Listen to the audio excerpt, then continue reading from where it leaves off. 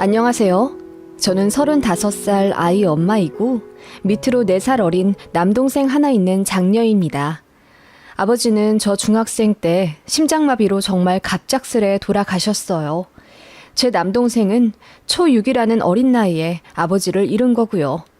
저희 남매도 남매지만 엄마가 정말 고생 많이 하셨습니다.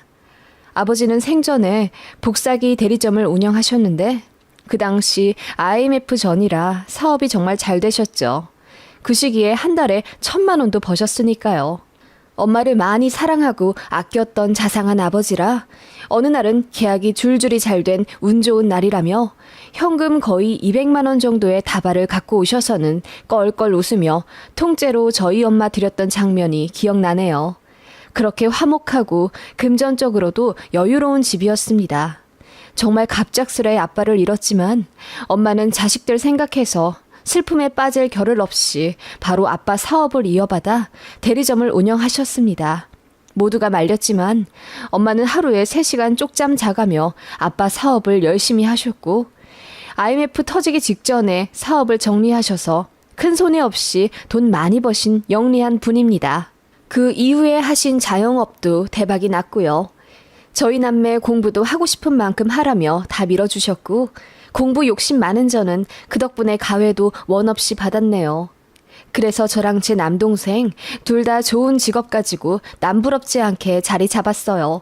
다 엄마 덕분이라고 생각합니다. 곱고 아름다운 외모에 야무지신 엄마라 솔직히 아빠 돌아가시고 1년도 안 돼요. 헉소리 날 만큼 좋은 재혼자리도 많이 들어오셨다더군요. 그런데 엄마는 아빠만큼 좋은 사람 만날 자신 없다며 다 뿌리치셨고 저희만 키우며 그렇게 사셨어요. 그런 엄마를 두고 저 혼자 행복하겠다고 연애하고 결혼하는 게 죄책감이 들 만큼 엄마는 정말 자식들에게 헌신하신 분입니다. 저는 5년 전 결혼해서 아이 낳았고요. 제 남동생은 연구소 랩실에서 하루 종일 실험하고 결론 도출하는 게 낙이 나이라 20대 때 연애도 거의 안 했네요. 능력이 좋아 대기업 연구소에 입사한 남동생이고 연봉은 1억이 넘습니다. 돈 꽤 잘 벌어요. 그렇게 번 돈을 자기는 쓸 데도 없다며 그대로 엄마한테 다 드렸던 순둥이였죠. 그리고 엄마 명의 체크카드 하나 갖고 다니는 애였는데 한 달에 교통비로 5, 6만 원 쓰는 게 다였어요. 실수령이 월 700만 원이 넘는데 쓰는 건 10만 원도 안 된다니 말도 안 되죠. 식사는 전부 구내 식당에서 하고 친구들 만나도 한강에서 따릉이 빌려 자전거 타고 커피 마시다 컵라면 먹고 일몰 전에 들어오는 애예요. 제 동생은 엄마 닮아 잘생겼고 또 저희 집이 돈도 많은 편이기 때문에 소개팅 권유도 무지하게 많이 받은 걸로 알고 있어요. 그래도 나이 28살 다 되도록 못소리라 제가 걱정을 참 많이 했습니다. 그러다가 너무 놀라운 소식을 들었죠. 남동생이 연애를 한다는 반가운 소식이었어요. 소개팅 같은 건 질색하는 애라 받아본 적도 없어서 신기하더라고요. 어디서 만났냐고 물으니 주말마다 가는 도서관에서 만났다고 하더라고요. 나이는 제 남동생보다 2살 많다고 했고요. 그 여자가 제 남동생한테 먼저 말을 걸었대요. 자기가 찾는 책이 있는데 아무리 봐도 없다면서 좀 찾아줄 수 없냐고 제 남동생한테 부탁을 했는데 그 책이 하필이면 제 동생이 엄청 좋아하는 작가의 잘 안 알려진 소설이었다네요. 그래서 이거 사람들 잘 모르는데 어떻게 아시냐고 물었더니 그 여자애가 정말 잘 알지 못하면 말할 수 없는 지적 정보들까지 줄줄줄 말해주더래요. 남동생은 같은 작가를 선호하는 공통점에 반가웠고 여자랑 처음으로 대화가 통한다는 느낌에 너무 좋았다네요. 그렇게 도서관에서 이야기를 1시간 정도 하다 그 여자가 먼저 번호를 물어봤고 그렇게 제 남동생의 첫 연애가 시작된 거라더군요. 이야기만 들었을 땐 제 입가에 웃음이 가실 수가 없었어요. 도서관에서 만난 첫 여자친구라니 너무너무 귀엽고 궁금하더라고요. 쑥맥 같은 제 남동생이라 여자 마음 모를 게 뻔해 제가 코치도 참 많이 해줬네요. 선물은 어떤 걸 줘야 한다. 데이트 코스는 여자가 원하는 위주로 잘 짜봐라. 항상 집 앞까지 데려다주고 괜히 밤에 부담스럽게 주책 부리지 말아라 등 노파심에 남동생 연애 교육을 참 많이 시켜줬네요. 그래서인지 꽤 수월하게 연애하는 듯 했어요. 연애 초에 제가 사진도 한번 봤는데 연예인 뺨치게 예쁘더라고요. 실제로 인터넷 SNS에서 꽤 유명하기도 하다더군요. 팔로워 수가 2만 명 정도 된다나? 직업은 신상 털릴까봐 자세히 말할 순 없지만 국시 합격해야 하는 직업군이고 월 200만 원 전후로 받는 여자로 알고 있었습니다. 남동생한테 얘기 듣기로는 여자친구가 일하기 정말 싫어하고 결혼하자마자 직장 관두고 쇼핑몰을 하고 싶다고 했다네요. 실제로 옷도 참 잘 입고 다닌다고 하고요. 가방이나 신발도 명품이 많다더군요. 솔직히 말해 제 남동생은 패션에 조금도 관심이 없는 애입니다. 나이 20대 중반 다 되도록 옷을 저랑 엄마가 사다 줬으니 말입니다. 청바지나 면바지에 폴로 스웨터를 교복처럼 입고 다니던 남동생이었는데 그 여자친구랑 잘 안 어울릴 것 같아서 남동생 연애 초반에 제가 옷도 한번 왕창 사다 줬네요. 그렇게 한 3개월 정도 남동생이 연애를 했을까? 제 남동생이 갑자기 차를 사야겠다고 엄마한테 차 좀 사달라 부탁했다더군요. 여자친구랑 연애하는데 차가 없어서 불편하다며 그동안 월급 다 드렸으니 1억짜리 차 하나만 뽑게 돈을 달라고 했대요. 1억짜리 차 크게 부담되지는 않죠. 남동생 능력도 있고 또 몇 년간 월급을 통째로 저희 엄마한테 드렸으니 금액이 문제가 되는 건 아닌데 느닷없이 외제차를 사겠다는 남동생이 조금 낯설게 느껴졌어요. 그래서 제가 남동생한테 물어봤죠. 진영아, 그래 차를 살 만한 시기인 건 맞는데 처음부터 외제차는 좀 그렇지 않니? 너 면허는 있어도 아직 장롱이잖아. 차라리 처음엔 국산차 튼튼한 걸로 사고 운전이 많이 익으면 그때 네가 원하는 차로 바꾸는 건 어때? 안 돼. 주아가 꼭 BMW로 사라고 했어. 그거 안 사면 나랑 헤어지겠다고. 뭐라고? BMW 아니면 너랑 헤어진다고? 아, 그런 말이 어딨어. 걔가 나 만나면서 맨날 택시 아니면 버스 타고 다니는 거 힘들대. 힘들어서 사랑이 식는데. 그래서 내가 꼭 차를 몰았으면 좋겠대. 아, 근데 왜 하필 BMW야? 다른 차들도 많은데. 나중에 나랑 결혼하면 같이 끌어야 한다면서 자기가 원하는 걸로 사래. 그 말도 맞지. 뭐? 결혼? 너희 벌써 결혼까지 이야기한 거야? 그 말에 남동생이 수줍게 웃더니 자기 첫 여자라면서 꼭 결혼해야 한다고 하더군요. 그리고 그 여자 아니면 결혼할 생각도 없다면서요. 저는 너무 혼란스럽더라고요. 1억짜리 외제차를 사라고 종용하는 여자친구라니. 그리고 그 말에 홀랑 넘어가 정신 못 차리고 해벌쭉하는 제 남동생도 참 낯설었고요. 그렇게 남동생은 결국 1억짜리 외제차를 샀습니다. 그리고 카드값도 어마어마하게 나오기 시작했죠. 일전에 제 동생이 엄마 체크카드를 썼다고 했잖아요. 연애하면 돈 쓸 일 많아질 거라 생각을 해서 저희 엄마가 엄마 명의로 신용카드를 하나 만들어 주셨습니다. 그런데 연애 초반에는 많이 나가봤자 100만 원 언저리더니 어느 순간부터 급속도로 늘어나 카드값이 5, 600만 원씩 나간다고 하더라고요. 이 정도는 너무 심하다는 생각에 저랑 엄마가 잔소리를 좀 했습니다. 아무리 연애를 한다고 해도 이렇게 많이 쓰는 건 너무하다고요. 그랬더니 남동생이 우물쭈물 하더니 여자친구가 원하는 게 많아서 사주느라 그랬다는 거예요. 뭘 그렇게 많이 사달라고 하냐니까 명품 백이랑 명품 주얼리 같은 걸 그렇게 좋아한대요. 그리고 덧붙여 말하길 이런 명품은 시간이 지날수록 가격이 오르는 거라 나중에 결혼하면 다 자산이 될 거라며 남동생 보고 현명하게 생각하는 게 좋을 거라고 했다네요. 그리고 뻑하면 호텔 다니고 비싼 파인 다이닝 음식점에 가고 그러나 보더라고요. 거기서 사진도 왕창 찍어 SNS에 올린다고 했고요. 툭하면 어차피 자기랑 결혼할 건데 뭐가 그렇게 아깝냐는 식으로 가스라이팅 하는 것 같더라고요. 점점 그 여자친구가 마음에 안 들기 시작했어요. 저희 엄마도 걱정이 많으셨죠. 그래서 남동생 붙잡고 단호하게 말해줬습니다. 여자랑 연애하는 건 좋긴 한데 그렇게 끌려다닐 필요는 없는 거라고요. 물론 그 정도 돈 쓸 여유가 없는 우리도 아니지만 그렇게 퍼주다시피 해주면 서로 관계만 나빠지는 거라고 잘 얘기를 해줬죠. 그랬더니 남동생도 좀 납득이 가는지 알겠다고 했어요. 그런데 그 주 주말에 갑자기 남동생이 여자친구랑 헤어졌다면서 본 적 없이 만취 상태로 집에 들어왔다더군요. 그렇게 취한 건 엄마도 처음 보는 거라 저한테 전화를 하셨어요. 그래서 저도 그 새벽에 친정에 달려갔죠. 남동생이 펑펑 울더군요. 자기 차였다고요. 이유를 물어보니 자기가 마마보이라서 싫다고 했다네요. 그러면서 지금까지 받은 가방이랑 목걸이, 시계 같은 거 전부 박스에 넣어서 남동생한테 던지듯 줬대요. 자기 진심을 몰라줬다면서요. 자기가 정말 무력으로 남동생한테 사달라고 조른 게 아니라 자긴 정말 남동생이랑 결혼할 생각이고 재테크하면서 결혼 후 가게에 보탬이 돼주려고 했던 건데 세상 물정 모르고 트렌드 못 따라가는 저희 가족이 너무 촌스럽다면서 헤어지자고 했다네요. 그리고 호텔이나 파인다이닝 같은 비싼 데 가서 사진을 찍는 것도 다 투자였대요. 본인이 나중에 쇼핑몰을 할 건데 그러려면 SNS 팔로워를 더 많이 모아야 하고 그러기 위해서는 사람들의 동경을 받아야 한다면서 그런 럭셔리한 모습을 많이 보여줘야 장사가 잘 되는 거라고 했대요. 자기는 남동생이랑 결혼해서 쇼핑몰을 차리면 한 달에 억도 벌 수 있는데 그거 다 남동생 주려고 했다네요. 그런데 정작 본인을 속물 취급하니 억울해서 못 사귀겠다며 난리를 치며 헤어지겠다고 한 거죠. 저는 너무 어이가 없더라고요. 들으면 들을수록 그 여자의 정상인가 싶더라고요. 그런데 제 남동생은 그 여자친구 말이 다 맞는 것 같다면서 본인이 어리석고 세련되지 못해서 차인 거라고 울더라고요. 답답해 미칠 뻔했습니다. 그래요. 남녀 간의 일은 당사자들만 알겠죠. 둘이서 나눈 정도 얼마나 깊겠어요.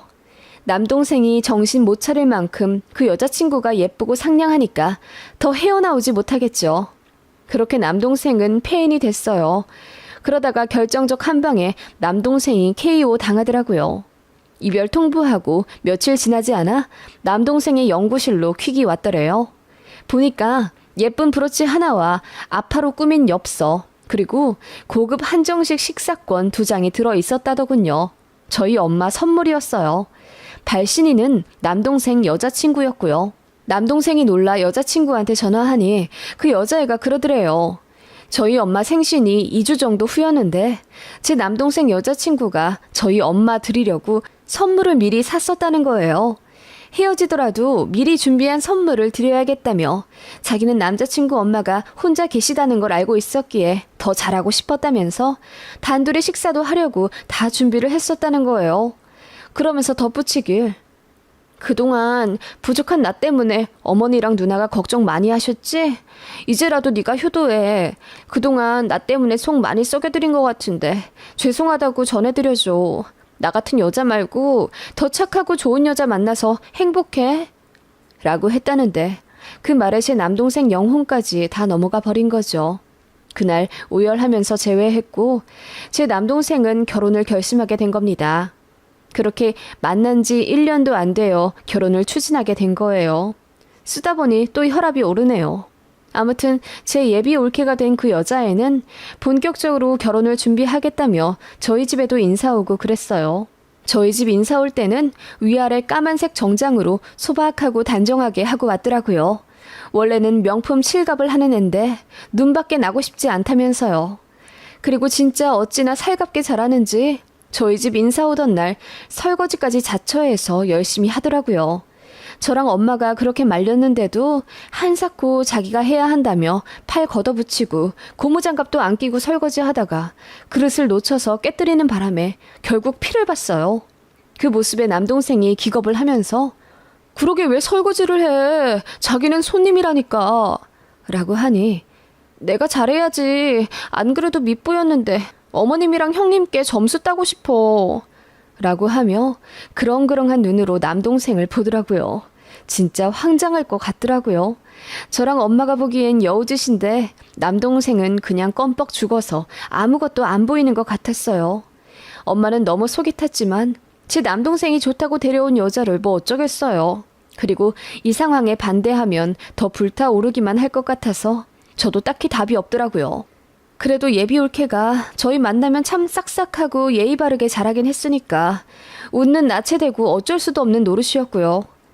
예비 올케네 집안은 그냥 평범하더라고요. 양가 부모님 다 계시긴 하지만 사돈 어르신 2분 다 딱히 직업이랄 게 없으신 것 같았어요. 아버님은 아는 사람 건설일 할 때마다 도와주러 간다고 하시던데 그게 건설 일용직 말하는 것 같았고 어머님은 마트 직원이라 하루에 10만 원 정도 받으신다고 하더라고요. 그러면 한 달에 200만 원은 넘게 받으시는 거잖아요.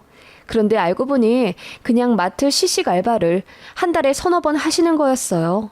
즉 두 분이 한 달에 버시는 금액이 200만 원도 안 되고 노후도 전혀 안 되신 상태였죠. 결혼하면서 땡전 한 푼 해올 수 없다고 했고 심지어 예비올케 앞으로 마이너스 통장까지 갖고 와야 한다더군요. 빚이 3천만 원 정도 있댔나?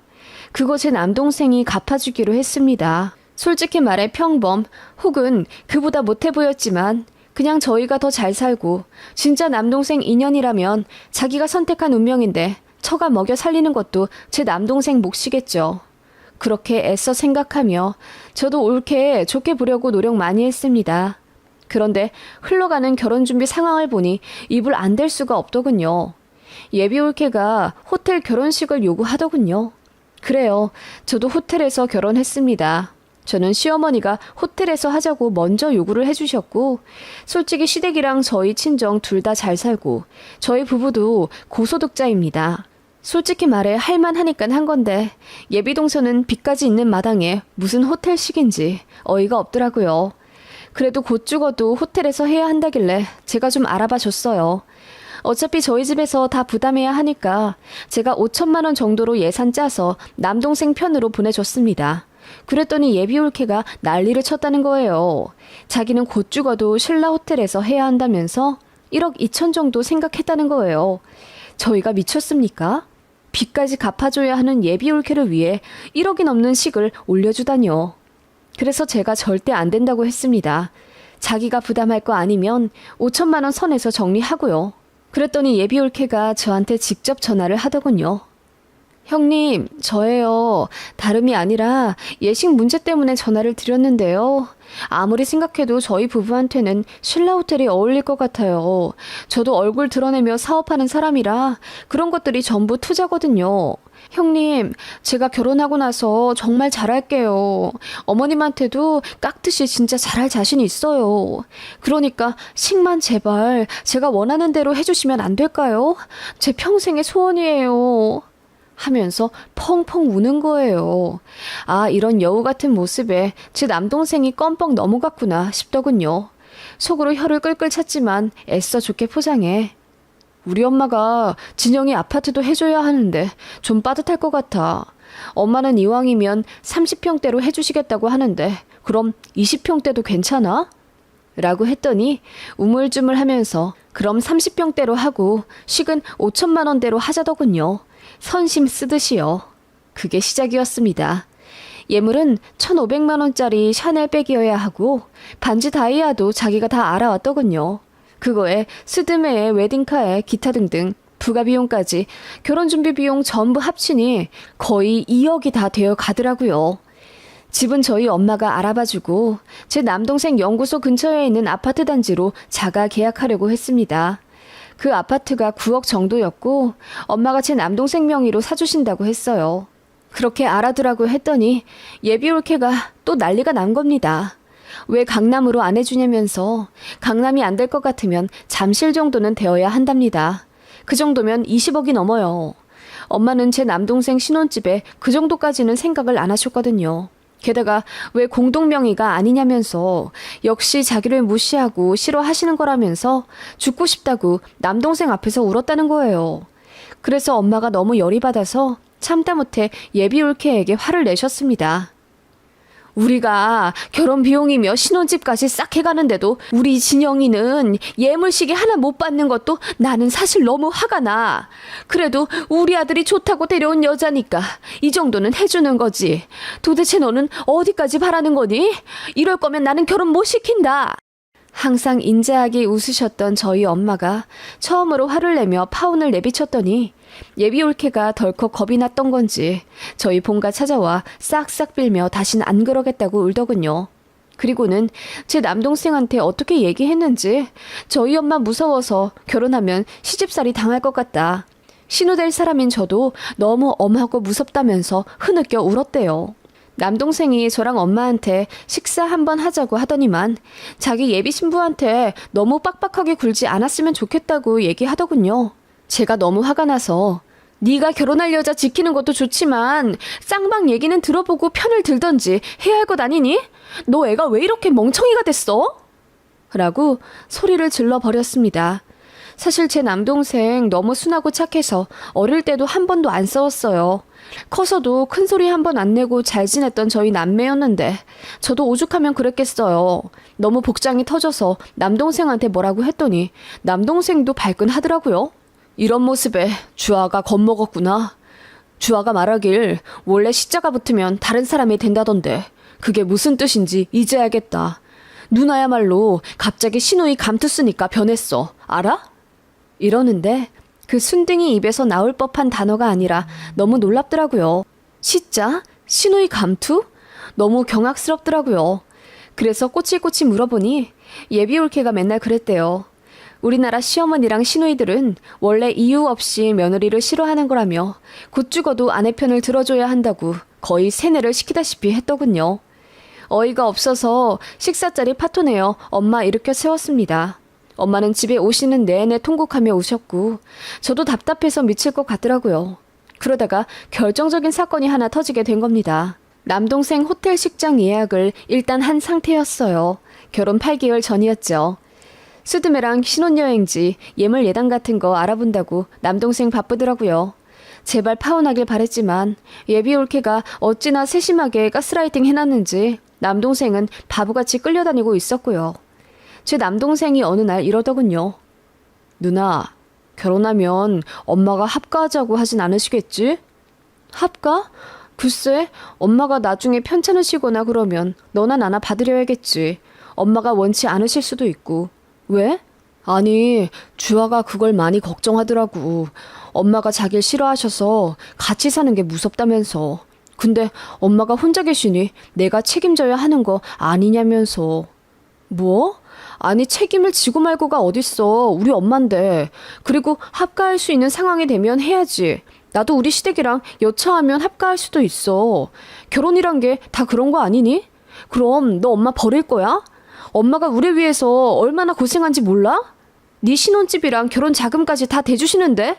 제 말에 남동생은 생각이 깊어지는 듯 아무 말도 없더군요. 그러더니 슬그머니 종이 한 장을 내미는 거예요. 누나, 이것 좀 읽어봐. 남동생이 내민 것은 각서였습니다. 내용을 보고 기함했죠. 절대로 시어머니와 합가하지 않는다. 홀어머니는 누나가 모시는 것으로 합의한다. 이를 어기지 않을 시 이혼한다. 아이가 있는 상태라면 한 아이당 양육비 200만 원, 아이가 없을 시 위자료 10억을 준다. 예비올케가 꾹꾹 눌러 쓴 그 각서에는 제 남동생의 지장을 기다리는 듯한 빈칸이 있었어요. 남동생이 그걸 보며 암울한 표정으로 말하더군요.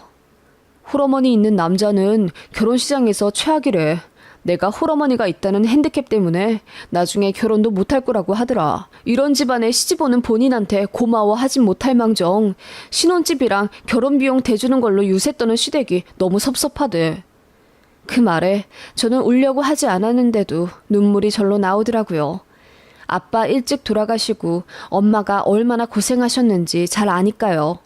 그래도 돈도 많이 버시고 누구 하나 부럽지 않을 정도로 잘 살고 계시는데 홀어머니가 있다는 이유로 결혼 기피 대상이 된다뇨. 저는 너무나 격분해 남동생한테 소리를 질렀습니다. 이런 년이랑 결혼할 거면 너 당장 파혼해. 네가 파혼 안 하면 나 너 다신 안 봐. 내가 이렇게까지 말하는데도 너 정신 못 차려? 라고 했더니 본인도 생각이 복잡하다며 일단 누나한텐 말해야 할 것 같다며 털어놓은 거죠. 제가 남동생 손 붙잡고 말했습니다. 연애가 아니라 세뇌당한 것 같다고요. 여기서 멈추자고 했어요. 예비 신부 진심을 알고 싶지 않냐고 물으니 남동생이 방법이 있냐고 묻더군요. 그래서 제가 알려줬습니다. 그 방법으로 시원하게 파혼했고요.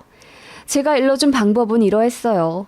남동생이 예비올케한테 이렇게 말했다더군요. 홀어머니 절대 안 모시겠다. 불편하면 앞으로 왕래도 안 하고 연 끊겠다고요. 그랬더니 예비올케가 정말 좋아하며 정말 그렇게 해줄 수 있냐고 눈을 반짝이더랍니다. 그런데 제 남동생이 그렇게 하는 대신 지원은 1원도 안 받고 결혼하려고. 그래야 떳떳하게 연 끊을 수 있잖아. 난 너만 있으면 돼. 우리 엄마랑 누나 안 보고 살 자신 있어. 너도 그렇지? 나 사랑하지? 그랬더니 예비올케가 순식간에 얼굴이 하얗게 질리더랍니다. 신혼집은 경기도 외곽의 아파트 전세로 시작하고 호텔 결혼식은 못하고 작은 예식장 빌려서 자기 능력에 맞춰서 하겠다고 하니 그 여자가 난리를 쳤다더군요.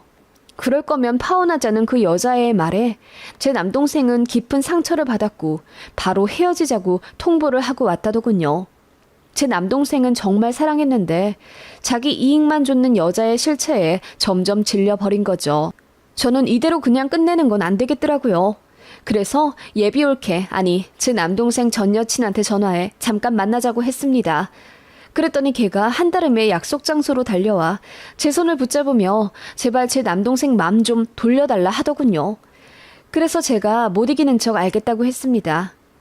일단 내 동생이 너에 대해 많이 오해하고 있어. 그러니까 내 동생한테 받은 명품백들 다 되돌려봐. 그때도 그랬잖아. 이거 다 가게에 보탬되려고 계획한 거라 나중에 결혼하면 다 팔아서 가게에 보탤 거라면서. 너의 그런 깊은 마음에 내 동생이 그때 마음을 돌렸으니 이번에도 그렇게 하면 돼. 라고 했더니 그 여자애가 알겠다고 하더군요. 바리바리 받은 선물을 전부 다 퀵으로 우리 집에 보냈습니다. 세어보니 가관도 아니더군요. 선물만 거의 5, 6천만 원 정도 되겠더라고요. 이제 됐다 싶어서 그 여자애한테 문자 보냈습니다. 이제 다신 내 동생한테 연락하지 말라고요. 그랬더니 우리 본가 와서 엄마한테 무릎 꿇고 빌고 난리도 아니더군요. 자기가 잘못했으니 제발 마음 돌려 다시 결혼을 진행하자고요. 그리고 제 남동생한테도 거의 혼절하다시피 울며 매달렸다네요. 그치만 제 동생은 이미 다 각성한 상태고 여자애의 행동에 정이 다 떨어졌기 때문에 뒤도 안 돌아보고 내쳐버렸습니다. 제 남동생 걱정 정말 많이 했는데 홀어머니 모시지 않겠다는 각서 쓰라고 한 그 종이 한 장에 마법같이 정신이 들어버린 거죠. 그렇게 파혼했습니다. 헤어지고도 석 달을 끈질기게 매달렸다는데 정말 대단하더라고요. 그리고 그렇게 돌려받은 선물들은 정말 그 여자의 말대로 시간이 지나니 프리미엄이 더 붙더라고요. 제가 그것들 전부 팔아서 다시 돈으로 엄마 드렸습니다. 남동생은 그 외제차만 보면 기분이 더럽다며 팔아버렸고요. 저희 엄마랑 저한테도 상처 줘서 죄송했다며 남동생이 많이 울었어요. 그게 벌써 2년 전 일이네요. 사랑에 눈이 멀어 한순간에 인생 망칠 뻔한 제 동생. 등짝 세게 한번 쳐주고 끝낸 해프닝이었지만 사실 그 1년 좀 안 되는 시간 동안 속 많이 탔습니다. 제 동생도 큰 경험했고요. 나중에 알고 보니 도서관에서의 첫 만남도 그 여자애가 전부 계획한 거더라고요. 멀끔하게 생긴 남자가 깔끔하게 입고 다니며 도서관에서 책 읽고 있는 걸 두어 번 보고 제 남동생이 좋아하는 작가를 눈여겨 살펴본 후 접근한 거더라고요. 그런 식으로 남자를 만나왔나 본데 생각보다 제 남동생이 잘 살고 순진하니까 갖고 놀았던 모양이더군요. 정말 소름 끼치더라고요. 연애 초짜라 물정도 모르고 그저 여자가 하자는 대로 했던 제 동생도 참 답이 없었지만요. 참 남자도 조심해야 하지만 여자도 조심해야 하는 세상이에요.